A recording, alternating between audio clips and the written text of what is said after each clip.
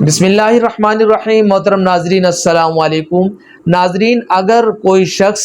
کسی بابت اپنی قانونی حیثیت تسلیم کروانا چاہتا ہے یا کسی جائیداد سے متعلق اپنا حق تسلیم کروانا چاہتا ہے تو وہ شخص عدالت مجاز میں اپنے اس حق کو تسلیم کرنے کے حوالے سے دعویٰ دائر کر سکتا ہے۔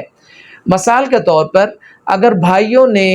بہن کو فراڈ کے ذریعے بہن کے وراثتی حق سے محروم کر دیا، کوئی جعلی ہبہ نامہ باپ کی طرف سے منسوب کر کے اپنے نام پر کروا لیا اور اس کی بنیاد کے اوپر بہن کو اس کے وراثتی حق سے محروم کر دیا،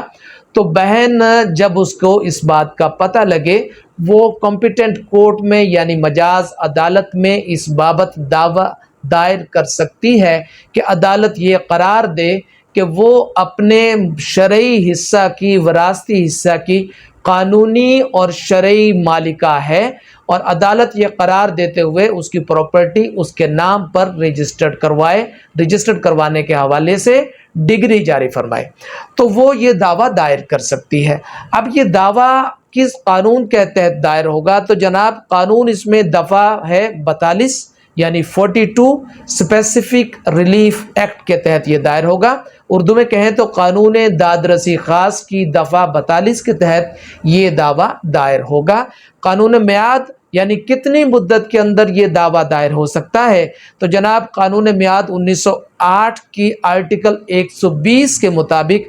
6 سال تک یہ دعویٰ دائر ہو سکتا ہے، لیکن جہاں پر معاملہ وراثت سے متعلق ہوگا تو پھر اس میں لمیٹیشن جو ہے وہ نہیں آتی ہے، یہ 6 سال سے بعد بھی دعویٰ دائر کیا جا سکتا ہے۔ کورٹ فیس کے حوالے سے جناب یہ ہے کہ اگر دعویٰ بیع، ہبہ یا رہن، تبادلہ وغیرہ کی بابت ہوگا تو اس پر جناب کورٹ فیس لاگو ہوگا۔ 25,000 تک کی رقم اس سے مستثنی ہے، اس سے اوپر کی رقم پر کورٹ فیس لگے گا، لیکن اگر دعویٰ جو ہے وہ وراثت کے متعلق ہے تو پھر اس پر کورٹ فیس نہیں لگے گا۔ اب ہم آتے ہیں اس بابت کہ مدعیان کا اس بارے میں کیا موقف ہے کہ اپنے دعویٰ کے اندر وہ کیا تحریر کریں۔ تو جناب مدعیان اپنے دعویٰ کے اندر تحریر کریں گے کہ مدعیان یا مدعیہ وراثت میں شرعی حقدار ہے، اور یہ کہ مدعیہ کو دھوکہ اور فراڈ کے ذریعے سے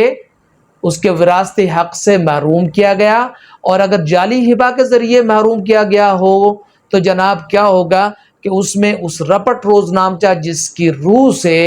وہ ہبہ تیار کیا گیا تھا اس کو چیلنج کیا جائے گا، اور یہ تحریر کیا جائے گا کہ ہبہ جس آدمی سے منسوب کیا گیا یعنی باپ سے، وہ اس وقت اپنے سینسز میں نہیں تھا، یا اس نے اپنے انگوٹھا جات ثبت نہیں کیے، یا اس نے اپنی آزاد مرضی سے وہ نہیں کروایا، اور دھوکہ سے فراڈ کے ذریعے اور باپ کے علم میں لائے بغیر اس ہبہ کو پاس کر کے مدعیہ کو اس کے حق سے محروم کیا گیا ہے۔ اس کے جواب میں مدعی علیہم جو ہیں، جو بھائی ہیں جن کے حق میں ہبہ ہوا، وہ جناب کیا نقطہ لیں گے؟ وہ یہ لیں گے کہ جناب دعویٰ جو ہے وہ زائد المیعاد ہے، اور مدعیہ کو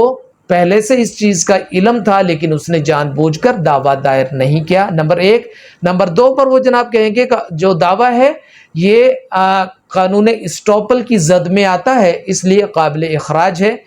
اور مدعی یہ بھی کہہ سکتے ہیں کہ جناب اس میں جو فراڈ کا ذکر کیا گیا ہے لیکن موڈ آف فراڈ نہیں ہے کہ مدعی علیہ نے کس طرح فراڈ کر لیا، لہٰذا اس بنیاد کے اوپر بھی یہ دعویٰ قابل اخراج ہے۔ مزید یہ کہ یہ قانونی ریکوائرمنٹس پورا نہیں کرتا، جناب اس میں کورٹ فیس نہیں لگایا گیا، اس بنیاد کے اوپر بھی یہ دعویٰ آرڈر 7 رول 11 کے تحت قابل اخراج ہے۔ مزید یہ کہ کہہ سکتے ہیں کہ اس میں فریقین جو بنائے گئے ہیں وہ نامکمل ہیں یا غلط ہیں، اور یہ کہ ضروری احکامات کو، اہم چیزوں کو اس میں چیلنج ہی نہیں کیا گیا، اور دعویٰ جو ہے وہ بدنیتی پر مبنی ہے، لہٰذا دعویٰ قابل اخراج ہے۔ تو دونوں نکات میں نے بیان کیے کہ مدعیہ یا مدعیان کے کیا نکات ہیں اور مدعی علیہم کے کیا نکات ہیں۔ ان نکات کی روشنی میں دعویٰ دائر کیا جائے گا، اور پھر ایویڈنس کی روشنی میں عدالت اس کا فیصلہ کرے گی کہ اس میں مدعیہ سچی ہے یا مدعا علیہم جو ہیں وہ درست ہیں۔ تو اس حوالے سے اگر کوئی کویشچن آپ کا ہو تو آپ سوال کر سکتے ہیں، میں آپ کو رپلائی کروں گا۔